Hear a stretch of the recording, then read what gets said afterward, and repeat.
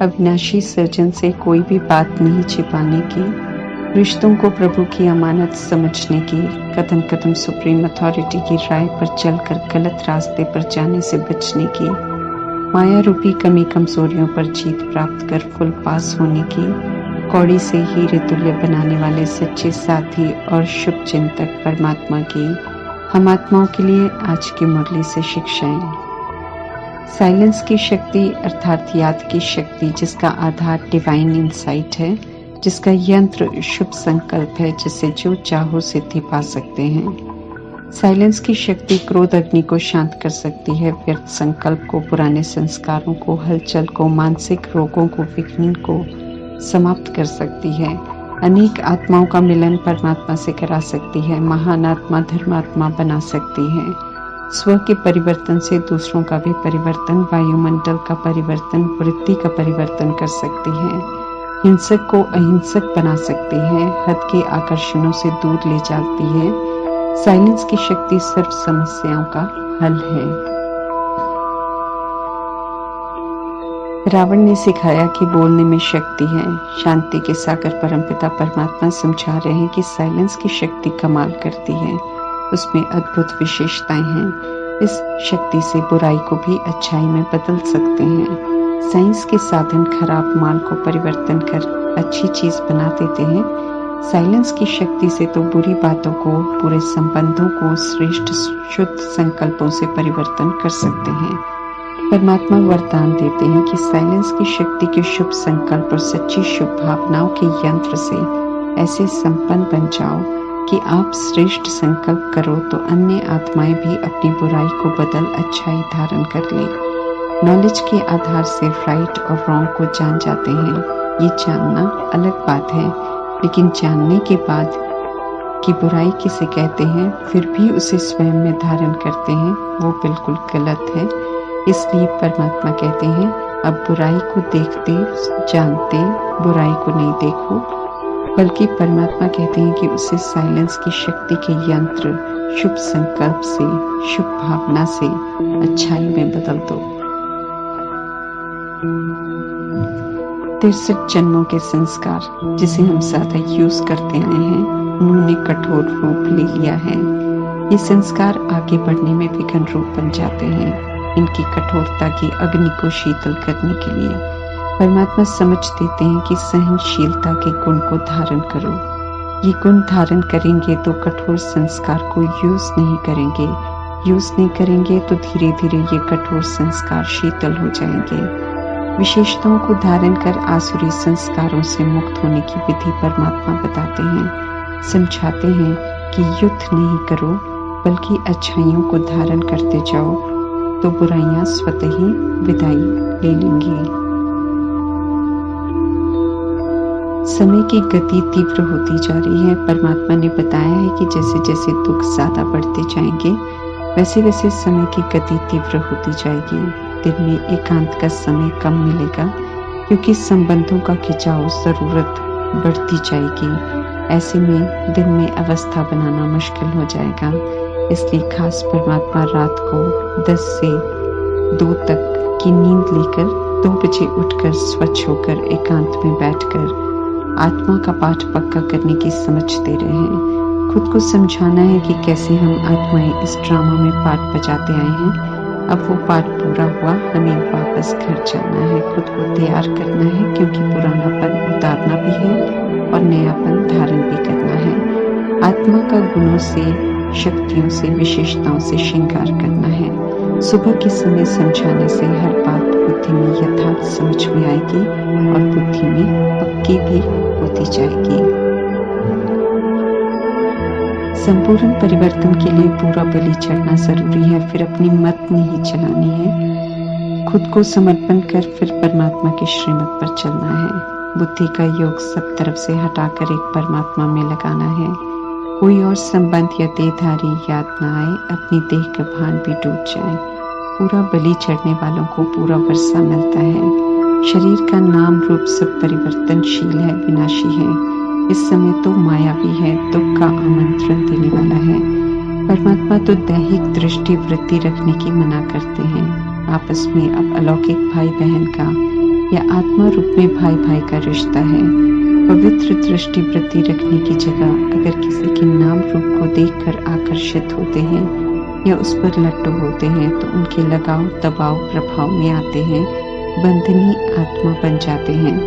ऐसे में परमात्मा का भी और अपना नाम भी हम बदनाम करते हैं। स्व के लिए भी और औरों के लिए भी यही दुआ करते रहना है कि कोई भी किसी के भी नाम रूप पर लट्टू होकर अर्थात फिदा होकर न परमात्मा को और न खुद को बदनाम करे, क्योंकि परमात्मा की शिक्षाओं में पहली नवीनता पवित्रता की है और वो भी मन वचन कर्म से संपूर्ण पवित्र। देह अभिमान और अपवित्रता ने हम आत्माओं को कौड़ी मिसल तुच्छ बुद्धि बना दिया है। परमात्मा इस समय कौड़ी से हीरे तुल्य बना रहे हैं, ऐसा बनाने की कृपा कर रहे हैं। तो ऐसे में कदम कदम उनकी ही राय पर चलना है। उनसे कुछ भी हमें छिपाना नहीं है, तो सदा ही उनकी कृपा की छत्र छाया में रहेंगे। संगम युग में अद्भुत सा खेल रचते हैं परमात्मा। इस खेल में ईश्वरीय पढ़ाई है, ज्ञान रत्नों की धारणा करने का खेल भी है, योग भी है, धारणा भी है, सेवा भी है, संस्कार परिवर्तन संस्कार मिलन का रास भी है, संपूर्ण बन लक्ष्मी नारायण के घराने में आने का, सत्यों की राजधानी में अपनी सीट बुक करने का खेल भी है, जो कि अब कुर्सियों के खेल के रूप में चल रहा है। अचानक घंटी बजेगी और अपनी अपनी सीट लेनी है। जो लेंगे वे पुरुषार्थ अनुसार अपना मर्तबा लेंगे। इस समय परमात्मा पवित्रता की प्रतिज्ञा करवाकर ब्राह्मणों को रचते हैं स्वर्ग का वर्षा लेने के लिए। हर बात संगम युग में नई है, जिन्हें धारण कर नया बनना है, फिर नई दुनिया में जाना है। राजयोग हम सब अभी सीख रहे हैं राज्य भाग्य के लिए, फिर ज्ञान प्रायलोप हो जाएगा। ये स्पिरिचुअल नॉलेज थोड़े समय के लिए मिलती है। परमात्मा का संग भी थोड़े समय के लिए मिलता है, जिसमें देखा जाता है कि कितना हम विनाशी चीजों से बुद्धि का योग तोड़कर परमात्मा का बनते हैं, कितना उनसे हम सर्व प्राप्तियां करते हैं। आत्मा को परमात्मा की स्मृति मिलती है। अब जो जितना समर्पण करते हैं उतना संगम युग में उनके साथ का अनुभव करते हैं। नॉलेजफुल आत्मा इस समय ड्रामा का और उसमें आत्माओं के पाठ का सत्य बताते हैं। नॉलेजफुल परमात्मा इस समय ड्रामा का और उसमें आत्माओं के पाठ का सत्य बताते हैं।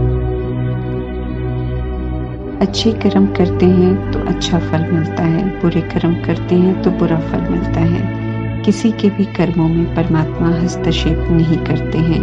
कर्म अकर्म और विकर्म की गति अच्छी तरह समझाते हैं। स्वर्ग के अकर्म का खाता अभी संगम युग में श्रेष्ठ कर्म करके बनाते हैं। सब कुछ जो वहाँ मिलता है वो अभी के पुरुषार्थ और रूहानी कमाई और ज्ञान की गुणों की शक्तियों की धारणा के प्रमाण फिक्स हो रहा है।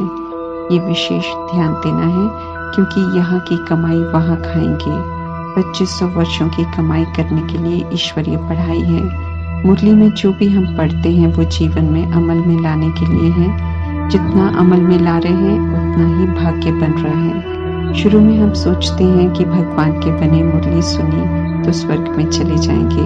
जब ध्यान से उनकी बातों को हम समझते हैं तो परमात्मा प्रैक्टिकल धारणा की तरफ विशेष ध्यान खिंचवाते हैं और समझाते हैं कि 75% मार्क्स प्रैक्टिकल के हैं। प्रैक्टिकल में देह अभिमान और विकारों पर हम सोच बोल कर्म नहीं कर सकते हैं। हर दिन के मार्क्स वतन के रजिस्टर में मिलते जा रहे हैं और अवज्ञाओं की सजा भी निश्चित हो रही है। क्या करना है क्या नहीं करना है परमात्मा हमें रोज समझा रहे हैं। उसे गंभीरता से लेना है, इसका भी इशारा देते रहते हैं। जितना कहना मानेंगे उतना बुद्धि का ताला खुलता जाएगा, उतना हर बात यथार्थ समझ में आएगी और धारणा भी होती जाएगी। रावण की सुनेंगे तो पाप कर्म का खाता जमा होगा, परमात्मा की सुनेंगे तो पुण्य का खाता जमा होगा। सन्यासी गुरु खुद ब्रह्मचर्य में रहते हैं, लेकिन जो उनके पास आते हैं उन्हें पवित्र रहने को नहीं कहते हैं, परंतु परमात्मा तो सभी को कहते हैं कि पवित्र बनो, क्योंकि पवित्रता ही जीने का कायदा है। विकार में जाना उल्टा मार्ग है, इसलिए विकारों पर पूरी जीत पाने का फरमान करते हैं। इस समय मिला है निर्विकारी बनने का, बाकी ड्रामा तो संपन्न हुआ ही पड़ा है। जब साहेब अर्थात मन मना भाव मन परमात्मा में लगाएंगे तो सुखों की मणि मिलेगी, अर्थात संपूर्ण स्वर्ग के सुख घनेरे का वर्षा मिलेगा। जितना हम अपने को आत्मा समझेंगे उतना परमात्मा की स्मृति और याद रहेगी, उनसे संबंध और लव बढ़ेगा, उतनी खुशी बढ़ती जाएगी। परमात्मा को उनके ऑक्यूपेशन को जानने का समय है। पूरा कल देहधारियों के संग हमने पाठ बजाना है। निराकार परमात्मा के साथ तो सिर्फ ही थोड़ा सा समय है, इसे अच्छी रीति समझना है। ब्रह्मा मुख से परमात्मा का परिचय प्राप्त कर हम सब परमात्मा के बनते हैं, इसलिए हम मुख वंशावली कहलाते हैं। अभी हम सब रूहानी यात्रा पर हैं। ये यात्रा समझ से बुद्धि से करते हैं। परमात्मा ड्रामा के अंत में सभी आत्मा रूपी बच्चों को लेने आते हैं, लेकिन सब उनकी श्रीमत प्रमाण चलकर तैयार नहीं होते, इसलिए सब परमात्मा के साथ नहीं जाते हैं। धर्मराजपुरी में सजाओं के लिए अटक जाते हैं, सजा खाकर फिर मुक्त होते हैं। जो खुद को साथ जाने लायक बनाते हैं वे ही स्वर्ग के राज्य में आते हैं, इसलिए स्वर्ग में बहुत थोड़े होते हैं। परमात्मा विनाशी कलयुग से बेहद का वैराग दिलाते हैं, परंतु मेजॉरिटी आत्माएं कलयुग के माया के बाहरी आकर्षण को देखकर या देह की अटैचमेंट के कारण उसी में खोए रहते हैं। परमात्मा की सुनते नहीं है, इसलिए सुख के वर्षे से वंचित रह जाते हैं। जो परमात्मा के नहीं बनते हैं उनके लिए भी तो नाटक पूरा होता है, उन्हें भी वापस तो जाना ही पड़ेगा। इस बात को वे समझ नहीं पाते हैं। अंतिम दृश्यों को देखकर सभी आत्माएं परिवर्तन की मांग करेंगी परमात्मा से, तब पूरा सृष्टि परिवर्तन हो जाता है।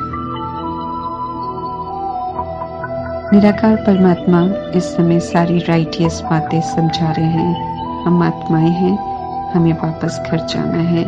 बेहद के ड्रामा का कल पूरा हुआ, अब सतयुग से फिर ड्रामा शुरू होना है। तो समय है सतयुगी देव आत्मा बनने का,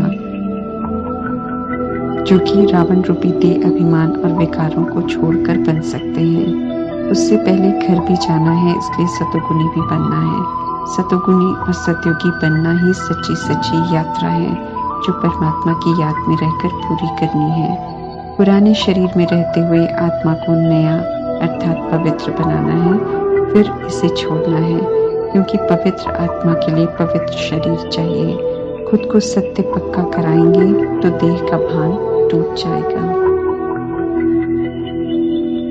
श्रेष्ठ परमात्मा की श्रीमत पर चलकर हमें श्रेष्ठ बनना है, तभी श्रेष्ठाचारी दुनिया में जा सकेंगे। सदगति दाता परमात्मा सदगति कर फिर 5000 वर्ष तक छिप जाएंगे, इसलिए ये समय उन संग बिताकर उनका कहना मानकर उनकी समीपता का अनुभव करने का है। पाप करते हैं, विकारों में जाते हैं, इसलिए मृत्यु लोक में मृत्यु के नाम से डरते हैं। नॉलेज नहीं है कि मृत्यु के बाद क्या होता है। शरीर विनाशी है, छूटता जरूर है, इसलिए सतयुग में भी शरीर बदलते हैं, लेकिन डरते नहीं हैं, क्योंकि वहाँ विकार नहीं होते। समझ से छोड़ते हैं और ये भी जानते हैं कि कहाँ जन्म लेना है। ऐसा निर्भयता का संस्कार अभी हम समझ से रिकॉर्ड कर रहे हैं। संगम युग में भी अकाउंट क्लियर किए होंगे तो हम निर्भयता से शरीर छोड़ेंगे। अज्ञानता में एक तरफ काम विकार को गलत कहते हैं, ऐसे कर्म से बच्चों को बचाते हैं, लेकिन फिर खुद ही बच्चों का विकारी हथियाला बांधते हैं, शादी करवाते हैं। संबंध में कोई शादी कर ले तो बुरा समझते हैं, अजनबियों से फिर रिश्ता जोड़कर विकारी शादी करते हैं। परमात्मा आकर समझ देते हैं कि विकार का रिश्ता ही गलत है, इसलिए ऐसा रिश्ता नहीं बनाना है। पहले से बने हुए हैं तो विकार में नहीं जाना है। माया से सावधान रहना है, क्योंकि जब ये बुद्धि पर वार करती है तो परमात्मा की शिक्षाओं से पूरा विस्मृत कर देती है, उल्टे कर्म करा देती है। जब तक होश आता है तब तक पाप आत्मा बना देती है, नाम और रूप के आकर्षण में लाकर धोखा देती है। परमात्मा समझाते हैं कि ये आकर्षण नहीं बल्कि धोखा है, बाद में पछताते हैं। खान पान का भी आकर्षण है। माया उसके आकर्षण में लोभी भी बना देती है। कोई भी बेकार हो, हमें परमात्मा के बच्चों की लिस्ट से बाहर कर देता है।